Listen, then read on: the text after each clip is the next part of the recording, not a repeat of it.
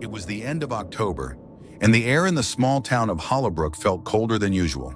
The days grew shorter, and the shadows seemed to stretch longer, like they were reaching for something or someone.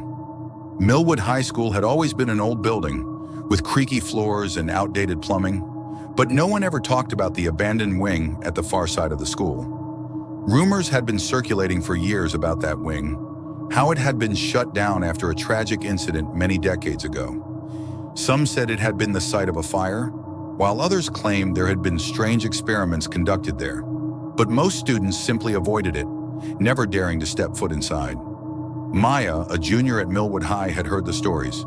She'd heard them all her life growing up in Hollowbrook, but to her they were just that, stories, myths, legends, things to scare younger kids.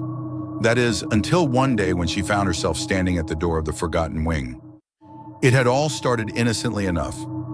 Maya and her friends had been exploring the school after hours, looking for something to do. They had sneaked past the teacher's lounge, through the empty hallways, and found themselves in front of the long, dimly lit corridor that led to the old wing. The door was slightly ajar, just enough to reveal a glimpse of the darkness beyond.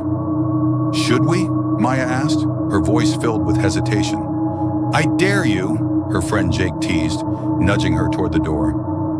Maya laughed nervously. "I'm not scared of some old building." She pushed the door open fully and stepped inside. The air inside cooler, the silence unnerving. The hallway was lined with rows of lockers, their paint peeling and rusted.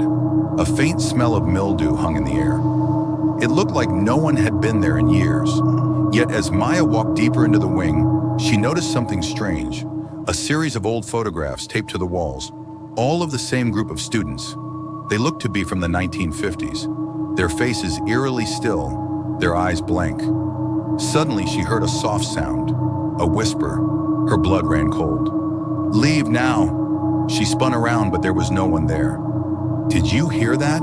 Maya whispered, her heart racing. Jake chuckled, but there was a nervous edge to his voice.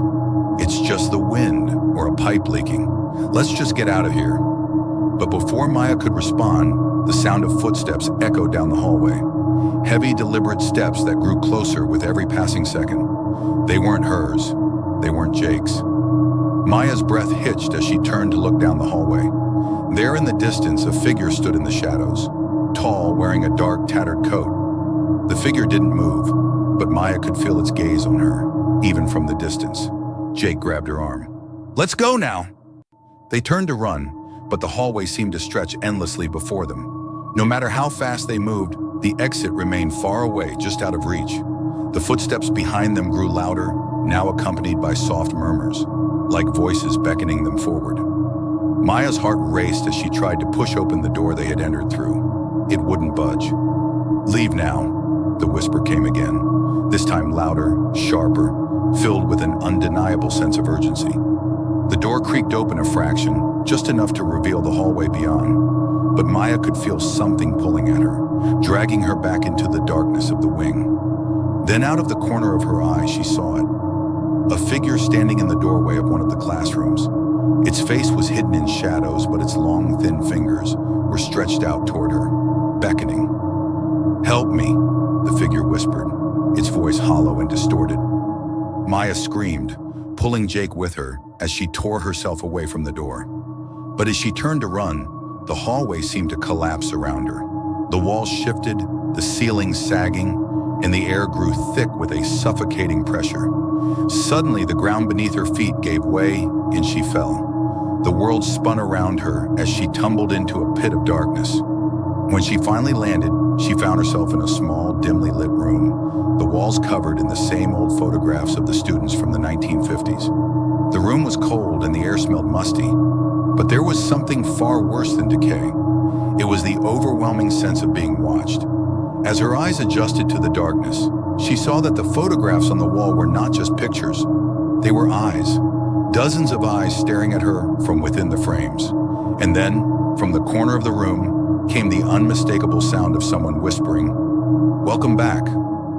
Maya turned around slowly, only to see the figure from the doorway standing behind her, its face still hidden in shadow. Its hand reached out to touch her shoulder, and when she screamed, she realized There was no escape. She was trapped in the abandoned wing now, and it was hungry for new souls.